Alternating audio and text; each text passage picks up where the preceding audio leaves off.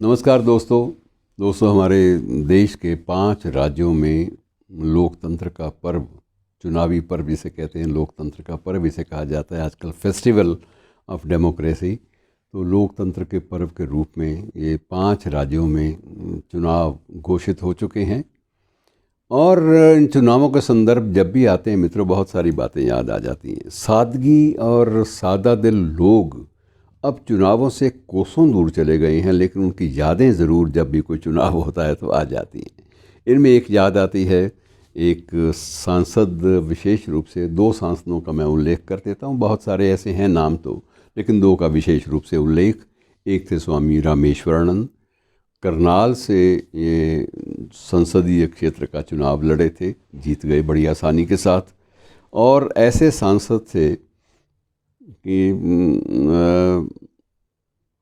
यद्यपि north Avenue और north Avenue में विशेष रूप से सांसदों के लिए बाकायदा अच्छे और आरामदेह फ्लैट्स की व्यवस्था रहती थी, और उनके लिए वाहन भी उपलब्ध रहते थे, सुरक्षाकर्मी भी, सब कुछ रहता था। लेकिन उसके बावजूद उन्होंने कभी भी सरकारी आवास लिया ही नहीं।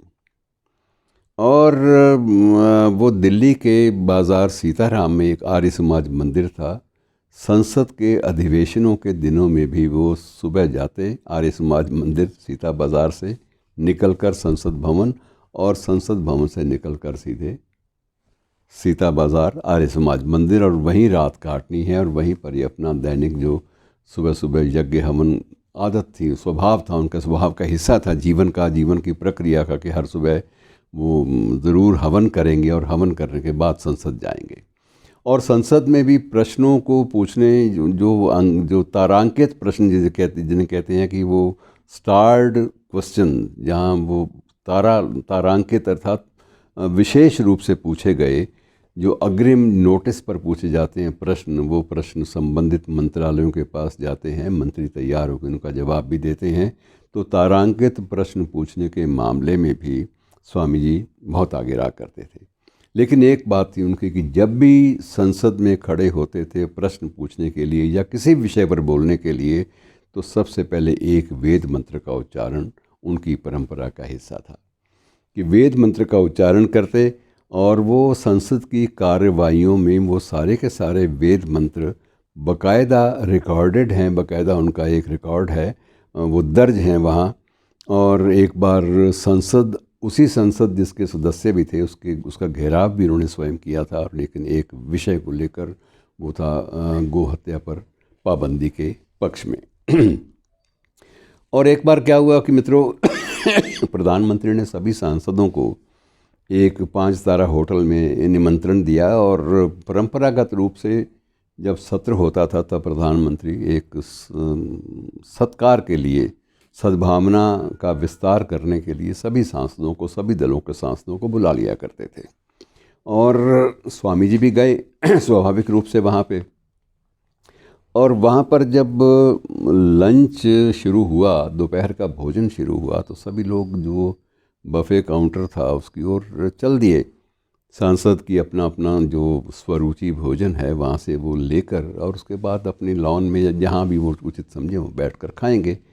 और स्वामी जी ने क्या किया कि स्वामी जी वहाँ गए ही नहीं, उस दिशा में भी नहीं गए।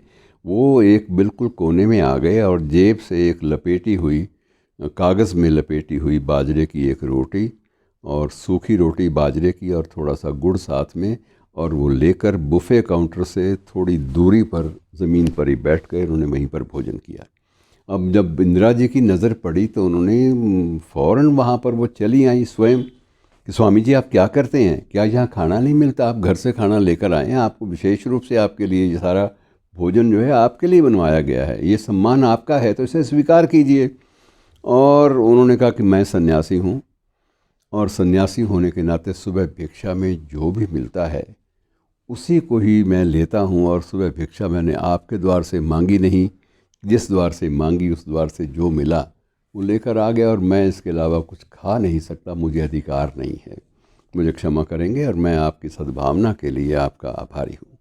और ये विशेष रूप से ये भी था कि ये सरकारी धन है, अगर आपका घर होता तो मैं ले लेता, लेकिन सरकारी धन से जो तैयार किया गया भोजन वो मैं भीख में भी नहीं लेता, इसलिए मैं अपना जो भिक्षा में सुबह मिला था वो लेकर आ गया हूँ।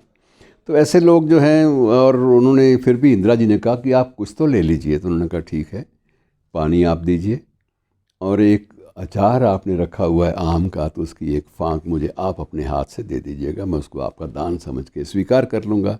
और बड़े अच्छे मनोयोग से इंदिरा जी ने स्वयं गिलास पानी का उठाया और बड़े आदर के साथ उनको और अचार की फांक जो है उनके सामने प्रस्तुत की और उन्होंने ले ली।